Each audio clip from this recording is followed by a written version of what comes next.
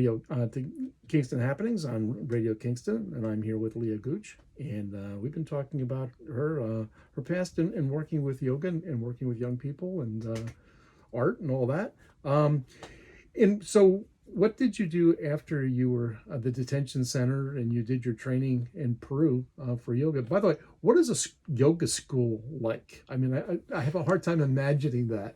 It's funny you ask. When I was at my yoga teacher training, I had this moment of thinking they need to make like a reality TV show about yoga teacher trainings. Because there's just like a bunch of people that come together that are in some place in their life where they're just at their knees. Like something's not working in their life. Either they had a traumatic event or they're just ready for, not everybody, but like a lot of people come with something brought them to this place of trying to go deeper within themselves to be able to understand why they're there on the planet. And the hours are long. You wake up really early in the morning. There's yoga early in the morning, and we would meet in these shalas, which is like almost like a big hut, to do the classes. There's lectures. It's kind of like school, except instead of in classrooms, you're in a yoga studio room. So there's like anatomy lectures. I was going to say, is it like standard anatomy and physiology like you would get in, if you were in a nursing class or something? There's some of that. There's definitely a portion of that for sure. But then there's also understanding like the history of yoga and where it came from, and understanding like the philosophy of yoga and the teachings from India, and understanding the roots. And there's so many aspects of yoga. So in America, we see it as like, oh, okay, yoga, it's just like these poses that you do. But really, even the poses are only one small portion of yoga. There's so many different other parts of yoga. Yeah. Yoga teacher training is a wild time. I gotta believe it. Wow. And in Peru, no less. Yeah. It was a magical, and you can do yoga teacher training in different ways. Some people do it over the course of a long period of time. So that's why I do my 300-hour. I did it up in Hudson through this sadhana center, and with a great yoga teacher, Sandra Loring. So we did that there, but it was over the course of like a longer period of time. So you can do like an intensive yoga teacher training which I did it over a month, or you can do it over months. Interesting. Yeah. And what did you decide to do after you finished up your training? I went to Colombia. Okay.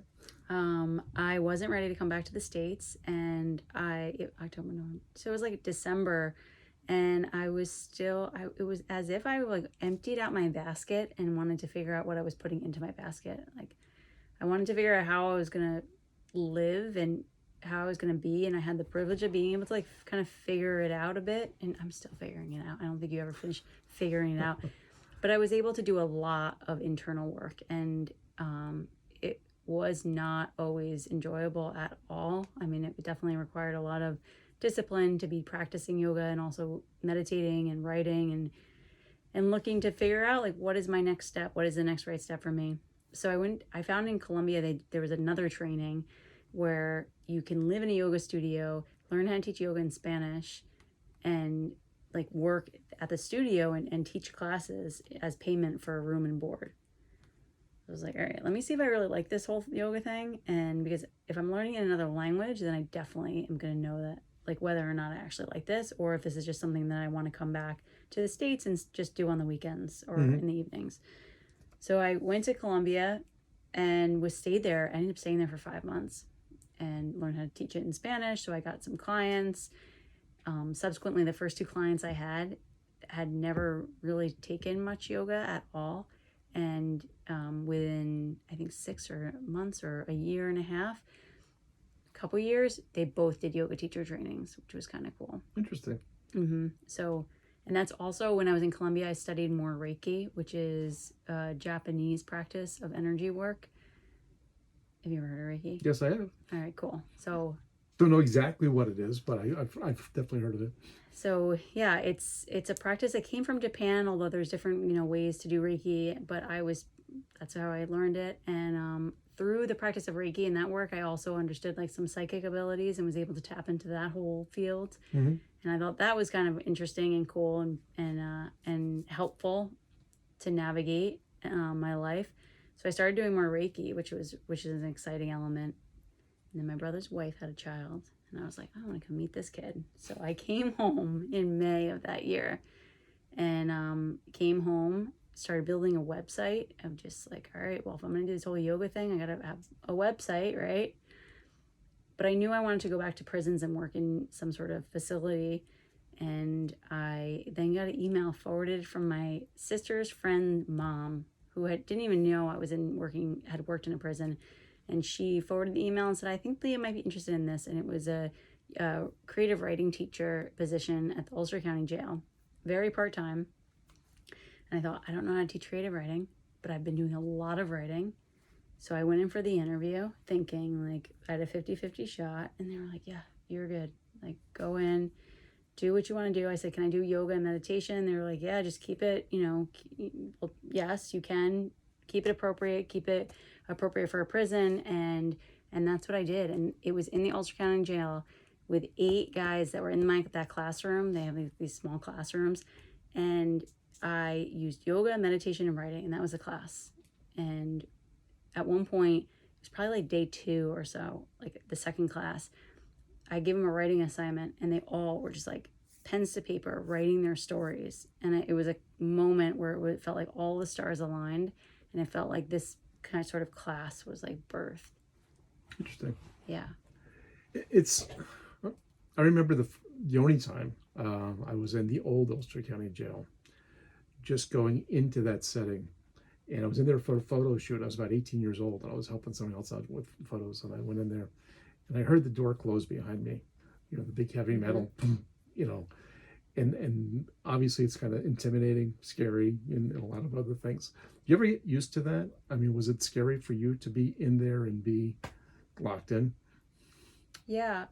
Yes and no. But it's scary, but also like I just have to pay attention. Like I think that's one of the reasons I like being in facilities is that it is important. You have to pay attention. You can't just be meandering through, like not paying it. Like like the halls of high school. Yeah. Like you can't be asleep. Yeah. You can't be like sleepwalking through it. And I also find like the humor in these classes, because there's no one's on their phone, so nobody's distracted by that.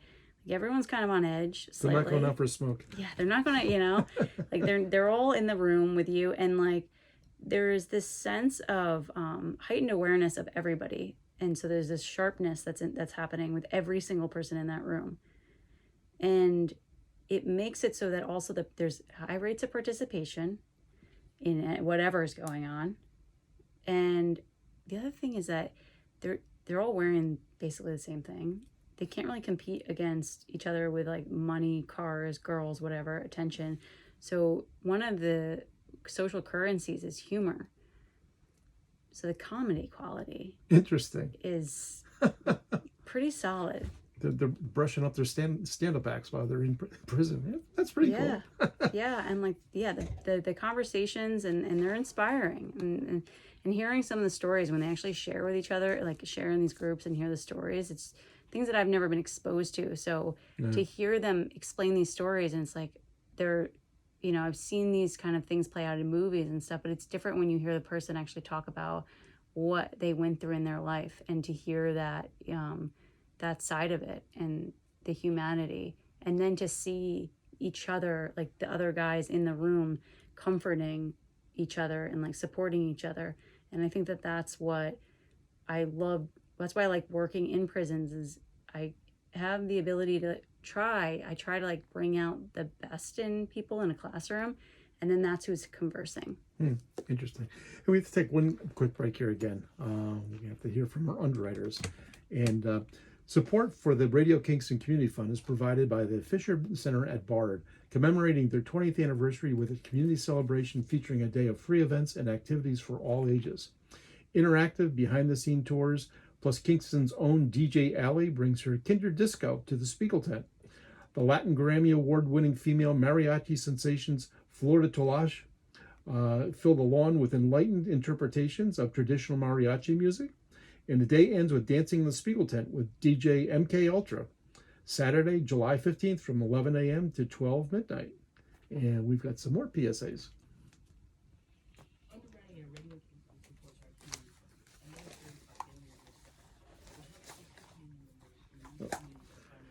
Yeah. Yeah, sorry, I just have to get those things at around the half of the hour, and that's always a pain in the ass. All right, it's all good. All good. That was the scariest thing. I used to do this with my ex-partner, and when we split up, it was like, yeah, you're not doing the show with me anymore.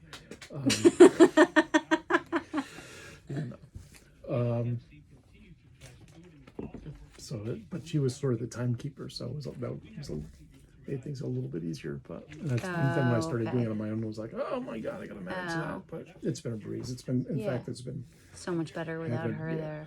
Yeah. Yeah. Well, how recently did you guys split? The actual timing is questionable, but it's one of those crazy situations. But 1 minute for that. okay, Thanks, E. back before the first end of the year. So it's been about 7 months or so. Oh, that's fresh. Yeah. Yeah, good for you.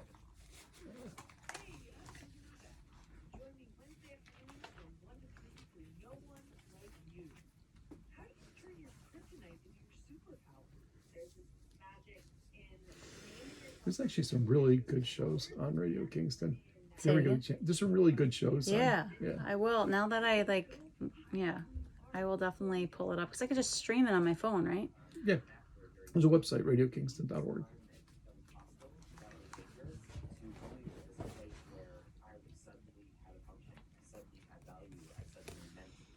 No one like you. Wednesdays from 1 to 3 p.m. here on Radio Kingston, AM 1490, FM 1079, and anytime at radiokingston.org. And one other PSA: join Clearwater for a sunset sail on the sloop, meeting at the Hudson River Maritime Museum Sunday, July 16th. After raising the mainsail, you spend time on the time you spend on the board is yours. Enjoy the Hudson River, the company on board, visit the crew at the fish tank, and enjoy special Clearwater traditions. You can even take the helm of America's environmental flagship under the watchful eye of the captain. You'll also hear live music from Velvet Moon, a Kingston-based folk-inspired duo. Tickets are $80 for adults, $15 for children, 12 and under, and $64 for Clearwater or Hudson River Maritime Museum members. That's the Sloop Clearwater Sunset Sail, Sunday, July 16th. Meeting at 5:45 at the Hudson River Maritime Museum, 50 Rondout Landing in Kingston. For tickets and more information, go to clearwater.org. And we're back with Leah Gooch. And it's very interestingly that, again, getting involved in the prison system in the capacity that you do. Are you still involved at the county level anymore, or is it?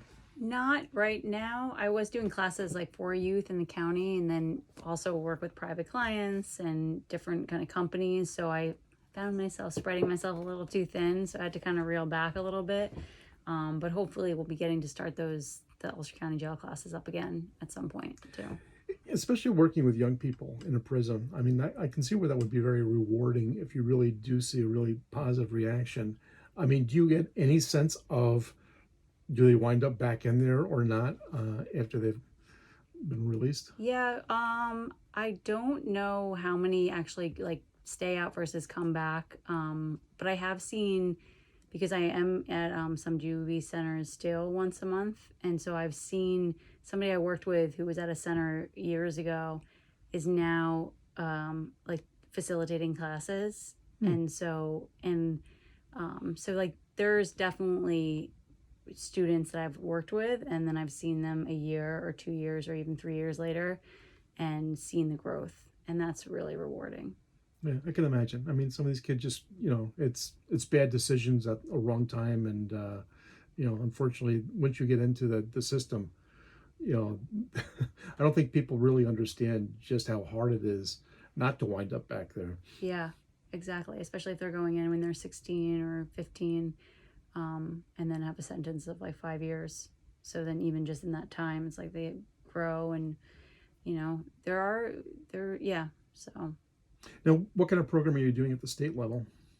It's the same thing. So it's yoga, meditation, and writing. So I do it at some different prisons, and I'm trying navigating that space of trying to figure out how to get a contract with the state that is a little bit more sustainable to support this program. And these are generally older inmates now in the state system. Yeah, some of them I work with are now like 20s, 30s, 40s. I also have done some workshops at Ulster Correctional Facility, which has a senior living program. So those guys are all 55 years old and older. So it's different, populations, different age groups. Now, had they had a program like that in place before, or was that something again you instituted? They had some yoga. They do have some yoga programs in these prisons, but I think what I incorporate the writing and the meditation. So there's sort of like this entry point for everybody, and sort of my approach to these classes is that even though it's like, yes, there's yoga, it's also really just connecting to your own guidance, like GPS system and your own inner voice. So there really is emphasis on everything you need is inside of you. So I incorporate, yes, like the old practices of yoga and also like Japanese Reiki, like using sort of energy work to an extent in these sessions. But I also incorporate some of the new age materials, the Tony Robbins style and all these different like new age coaches, and have enrolled myself in enough of these programs to be able to facilitate some of that positive psychology work with those that I'm working with. Interesting. And seems like it's effective, huh? Yeah, it's definitely effective. Really? Well, I guess that's interesting. I guess the attitude would be you really are looking for something if you're there, and you've got to spend some time there that you're like figuring out how not to be back there again. But the deck is, it's stacked against them. It is, and it's a grim system for sure. There's definitely like a lot of darkness and pain. I guess it is inspiring to see what can come out and how that change happens, and to see, I worked with some people that like I work with them, and then a year later I go back to the prison because I've like done other workshops, and they look like, they're vibrant, they're much more radiant, and like they've been practicing yoga, and they still do these practices that we've in writing or whatever it is. I ran into somebody at the grocery store, and she said that she had started, I worked with her at the Ulster County Jail, this was like years ago, and she had started a class at her daughter's school for the girls that were like misbehaving in class. She started a writing class at the school. Oh, interesting. Yeah, so it's like you never know what's going to come out of these classes, but there are these moments that happen in these classes where people have like these aha moments, and you could see it. There's either tears, there's like that face of like, oh my goodness, I never thought of it like that. I never saw myself as being able to do something else. And then it's like, really, that's what it is like, how can I invite people to see themselves in like the best possible version of themselves, and really see it and feel it, and then backtrack to help them really be and like embody that energy, and be the person that lives like that and that does those things. Yeah. And I don't think, I know I never realized kind of what the deal is when someone was released from prison in terms of the probation's, not the parole process, in terms of, you have to report somewhere, which may be far away from where you live. You probably haven't gotten acclimated and gotten a job yet. So how do you get back and forth to that? You can't move back into your neighborhood sometimes because there's other convicted felons in the neighborhood. There's just so many things that, people just aren't aware of that make the life really difficult for these guys when they come out. And it's kind of like, okay, well, what do you expect the outcome to be? Yeah. They'll wind up back where they were. Exactly. Doing the things they were doing before they were in jail. Mm-hmm. One of the things I also do is I work with people that work in these places. So I'm actually doing a facility, like staff training tomorrow at a facility, and working with the staff and the teachers. So I also helping the helpers, and I've done some like Zoom work with other companies that do work with probation and the different staff members to help them refill their cup so that they can have the resources and the tools to be able to work through that. Yeah, being a corrections officer or any working in that institution at all has got to be something that takes a toll on you after a while, because it's just, you're just not dealing. It's not like working at Disneyland. It's a whole different perspective of humanity, and I just think it would be really difficult to deal with for most people. Yeah, absolutely. the statistics of their health and everything, and like suicide and health issues that fall on them after, especially after retirement too, are proof of that. Yeah. That's yeah. I mean, it's great that people recognize that. Do you find that the Department of Corrections is really open to?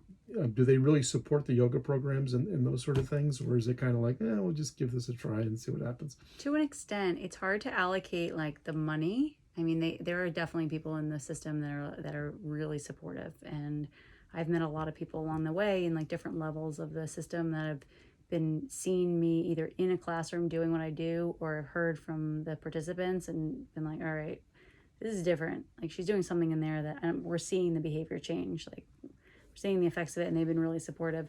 But allocating the real proper funding is definitely Yeah, it seems like challenging. it. Yeah, when you say you're spreading yourself pretty thin across multiple facilities, yeah, it doesn't seem like.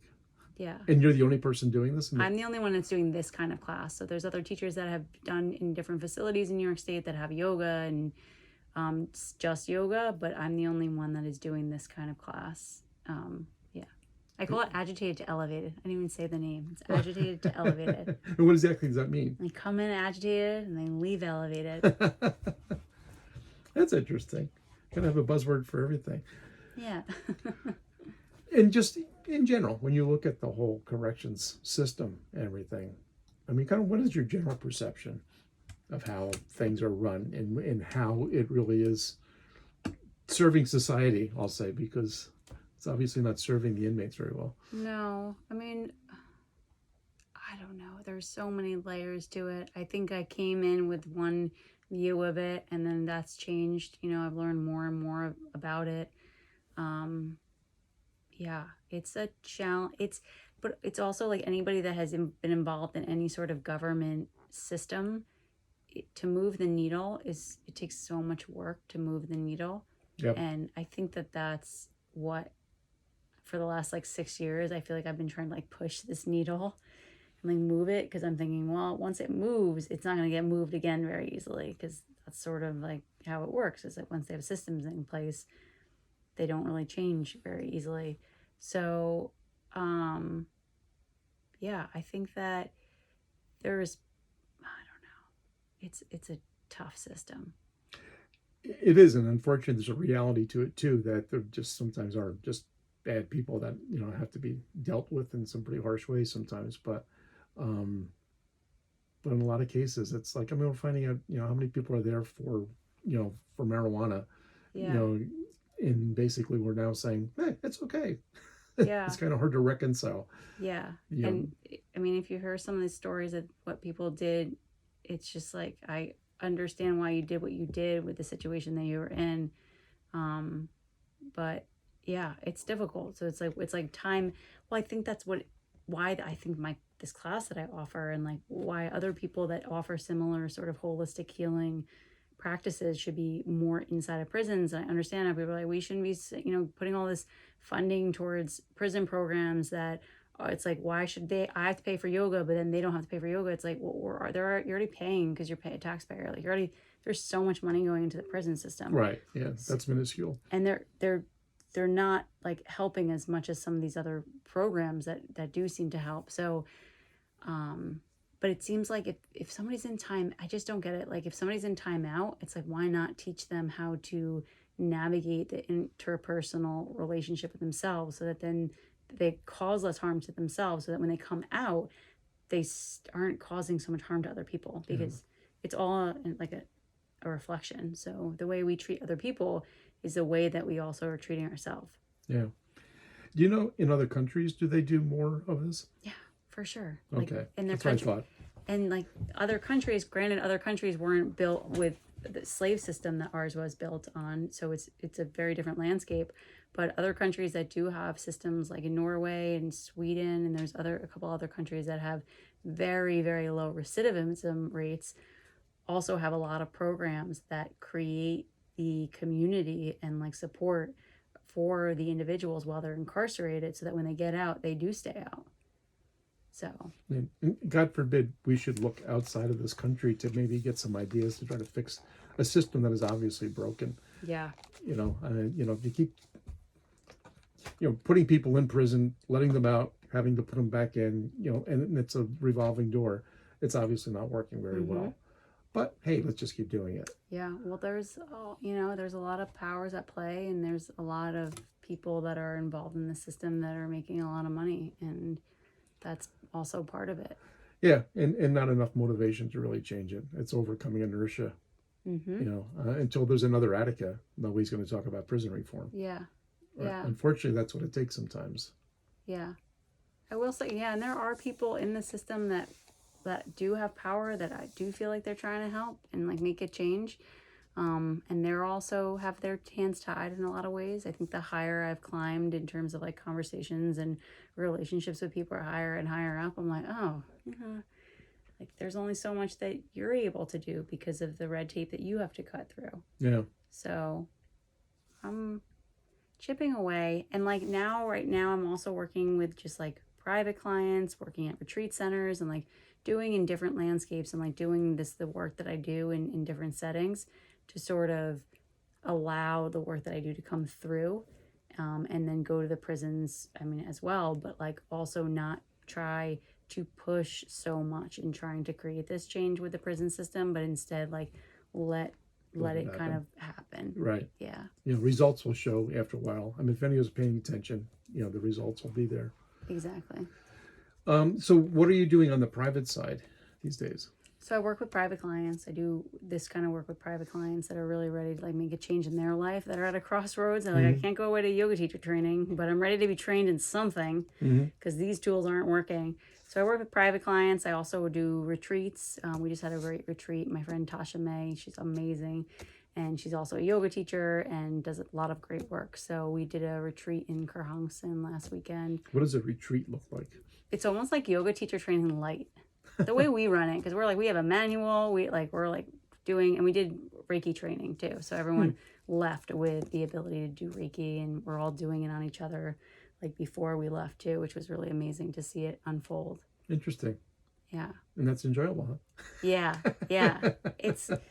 I'm sure it is. It's like in the mountains. It's very different than being in a prison, but it's also, it's like I like also having diverse settings to do the work that I'm doing, because I think that it enables me to be challenged and also do it better. It's like if you can teach a class like under a tree, then you can also teach a class in like a beautiful setting in a retreat center and in a prison basement.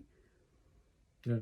And is this all women for your retreats, or is it men and women? No, there was like a couple guys that were there. Yeah, it's men and women.